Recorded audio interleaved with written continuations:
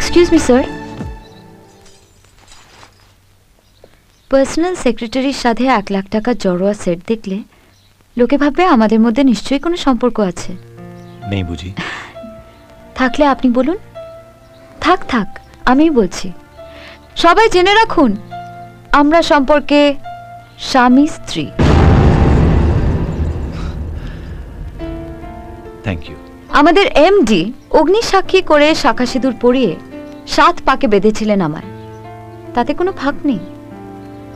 1 minute sir, এখন তো লোকের মনে প্রশ্ন আসতেই পারে, আমি যদি আপনার স্ত্রী হই তাহলে আমি আপনার সঙ্গে না থেকে বাপের বাড়িতে থাকি কেন? এটা আপনি বলুন।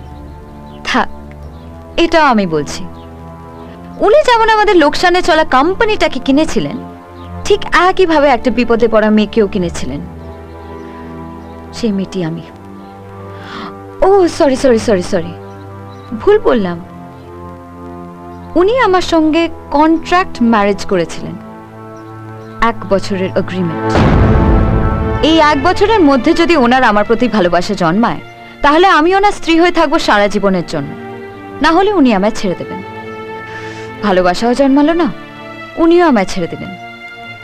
হয়তো ভুল করে 1-8 বার ভালোবাসা উঁকে দিয়েছিল, যার ফল এই সন্তান। আনন্দের সংবাদ, আজকাল ওনার আমার প্রতি ভালোবাসা আবার জেগে উঠেছে। তাই আমার জন্মদিনে উনি অফিসের স্টাফদের 1 মাসের বোনাস দিয়েছেন।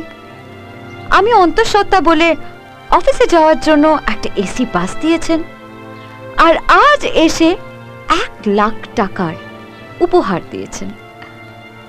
পল্লবী, রাহুল যাই করুক তোমার ছেলে করেছে, তোমাকে ভালোবেসে করেছে। মাফ করবেন, আমি আপনার ছেলেকে ভালোবাসি না। তাহলে নিমন্ত্রণ করে ডেকে এনেছিলি কেন? সবার সামনে এদের অপমান করার জন্য? না, আমার পেটের বাচ্চার জন্য। আমার শাখা সিঁদুর দেখে কেউ জিজ্ঞেস করবেন আমার স্বামীকে, কিন্তু কাল আমার বাচ্চাকে তো জিজ্ঞেস করতেই পারে তোর বাবাকে। যাতে সবাইকার সত্যিটা জানা থাকে, এই জন্যই আপনাদের ডেকেছি। আপনারা এসেছেন, আমি কৃতজ্ঞ। এবার যেতে পারেন। পল্লবী, যাকে তুমি পৃথিবীতে নিয়ে আসছো সে রাহুলেরও সন্তান। যা কিছু হয়েছে ভুলে যাও, চলো বাড়ি ফিরে চল। সরি স্যার, এগ্রিমেন্টে কিন্তু কোথাও লেখা ছিল না এই 1 বছরের মধ্যে আমার গর্ভে সন্তান এলে তার দায়িত্ব কার। এটা আমার দাম দিয়ে কেনা ভালোবাসার রসিদ। আপনার ছেলের কন্ট্রাক্ট ম্যারেজে বলি হওয়া আমার জীবনের সর্বনাশের জেরক্স কপি।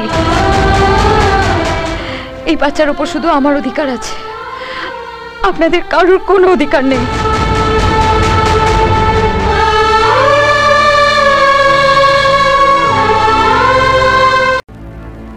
সাধের অনুষ্ঠানে সবাইকে ডেকে এনে আমাকে অপমান করার স্বাদ নিশ্চয়ই পূর্ণ হয়েছে তোমার।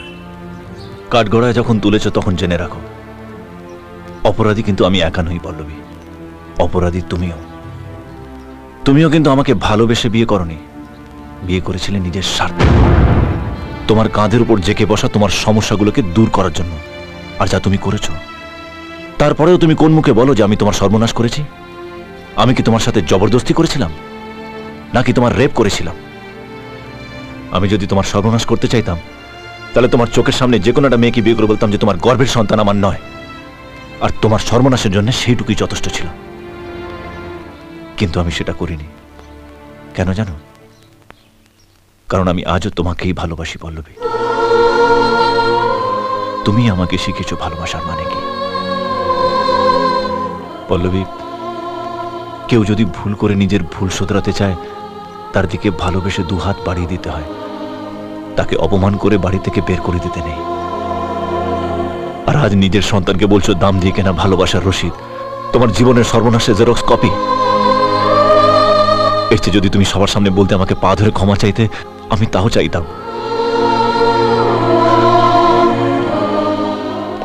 তুমি আমাকে অপমান করেছো পল্লবী, আঘাত দিয়েছো আমাকে, ছোট করেছো সবার সামনে।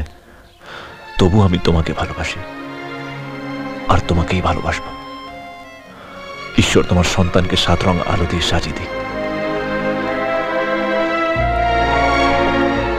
ভালো থেকো।